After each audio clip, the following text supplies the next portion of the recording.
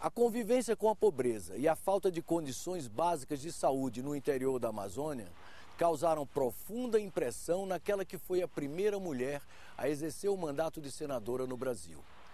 Em Histórias Contadas, Eunice Miquiles fala das suas expectativas e das suas frustrações no parlamento brasileiro.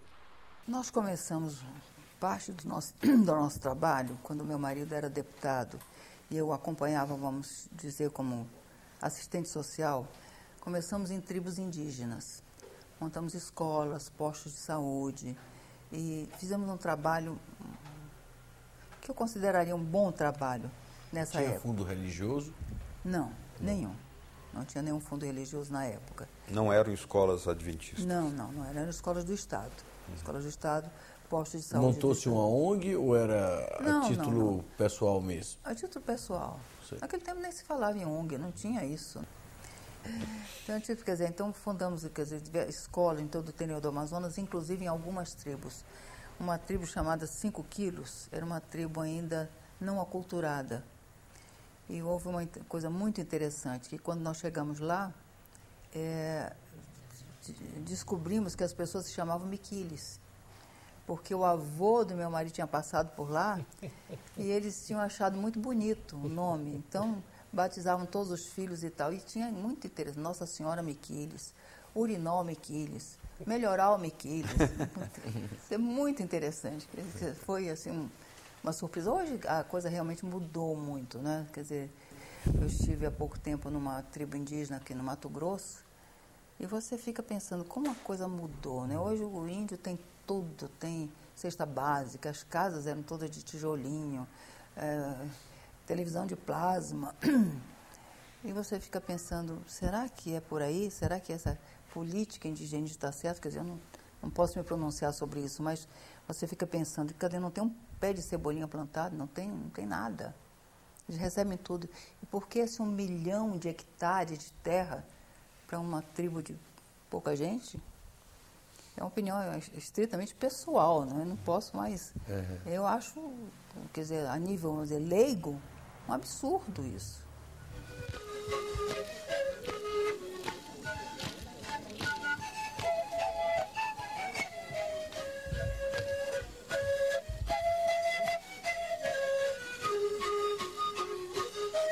A questão ecológica, quer dizer, a preservação da floresta, principalmente, né? A questão das águas. A senhora tratou disso também, né? Eu queria que a senhora falasse um pouco como a senhora tratou, o que a senhora... A gente já falava sobre isso, quer dizer, já se assustava um pouco com a possibilidade de um dia vir acontecer. Naquela época não tinha realmente devastação. O caboclo cortava lá suas árvores e tal, fazia suas queimadas, mas era coisa muito pequena.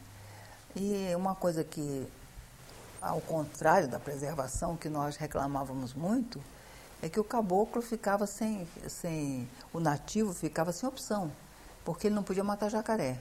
O jacaré estava matando as pessoas. Deputada, eu voto na senhora, tenho tantos votos e tal, mas a senhora tem que mudar essa lei, porque o jacaré, olha, comeu a perna do meu filho, o jacaré comeu meu neto. Então, quer dizer, porque o jacaré não tem predador. O predador é o homem, ele é ovíparo. Então, quando um jacaré, uma jacaroa, não sei se a gente chama assim, tinha filho, era de montão. Quer dizer, então aquilo cresceu tanto aquela população que passou a ser um grande risco. Então, quer dizer, o caboclo não tinha direito de matar um jacaré, não tinha direito de... Quer dizer, juta não tinha preço, guaraná não tinha preço, não podia cortar árvore, quer dizer, então isso me preocupava muito, a sobrevivência dele. Quer dizer, um desmatamento sustentável, quer dizer, que ele pudesse usufruir daquilo que ele tinha de uma maneira sustentável.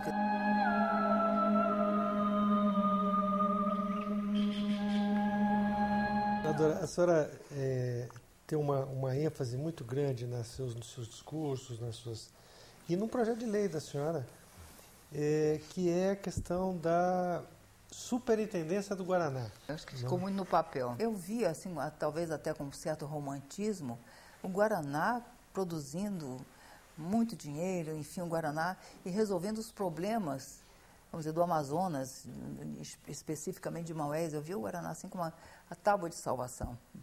E teria sido um projeto, teria sido interessante se fosse criado.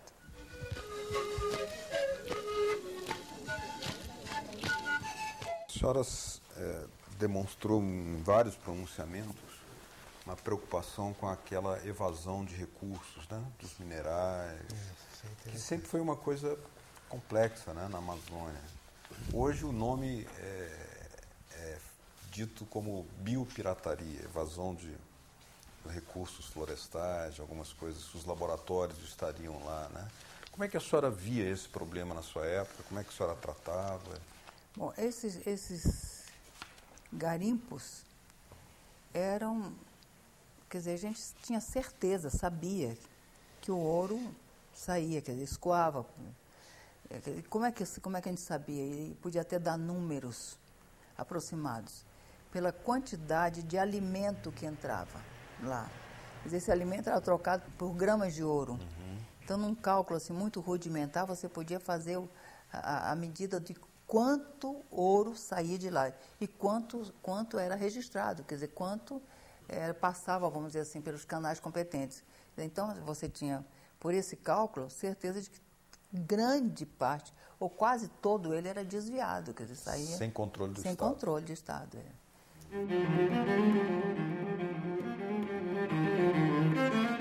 A senhora conviveu com pelo menos 2 presidentes da República.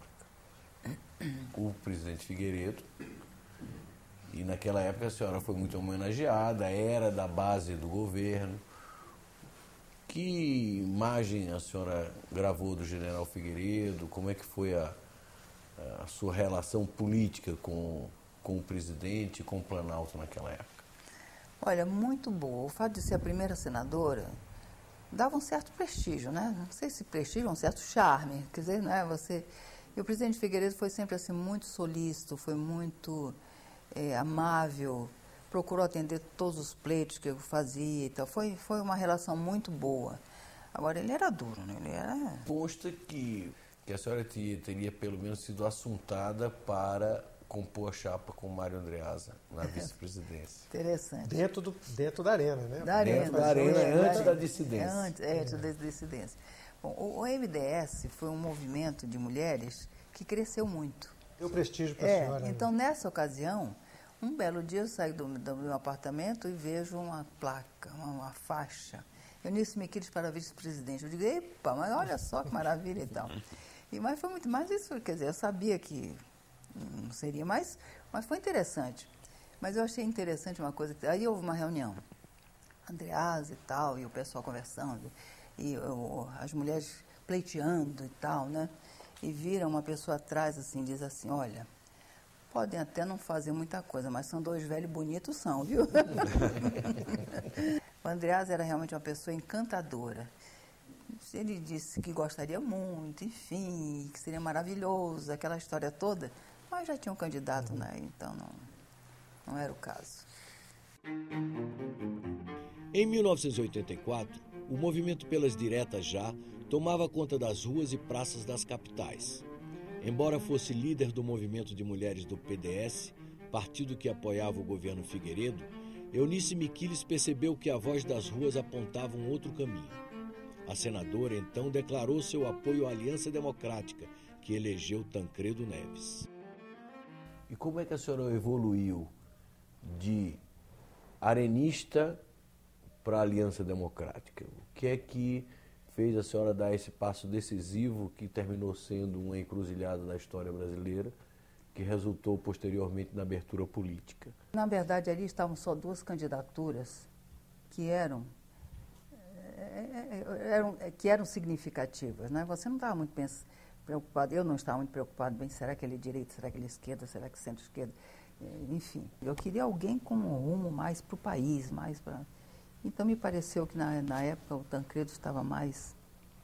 E houve, na verdade, uma grande pressão do meu eleitorado, da minha família, inclusive, né? Então, e esse passo foi, eu diria assim, um pouco sofrido, porque eu sou um pouco conservadora, né?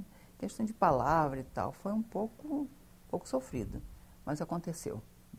Quando a senhora foi para a Aliança Democrática e lá teve toda aquela circunstância da doença do Tancredo e da agonia do Tancredo e da sucessão imprevista com o presidente Sarney assumindo. A senhora lembra? O que é que a senhora lembra desse episódio? Tem alguma... Lembro.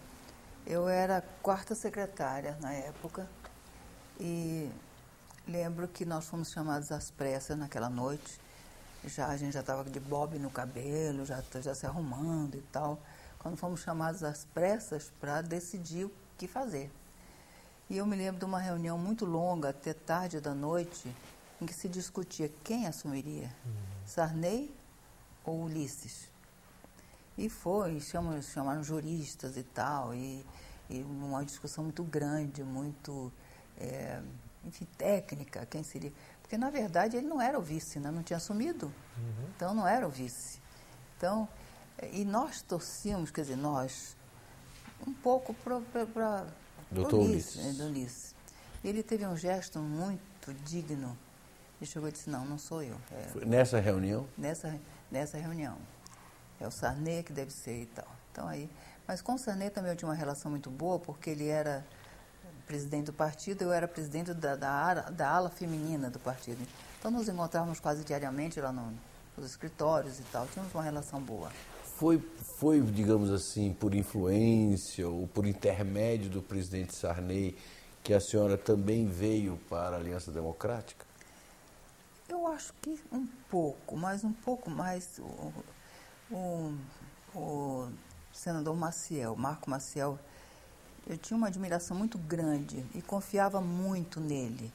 Quer dizer, o que ele dissesse para mim era o correto, era o certo. Então, quando ele me convidou, eu achei que... Eu confiava muito nele. Então, foi um pouco também a influência dele, ou prioritariamente a influência do Marco Maciel. Veja a seguir, já distante da política partidária, como Eunice Miquiles avalia a situação da mulher no Brasil de hoje? Depois do intervalo, em Histórias Contadas.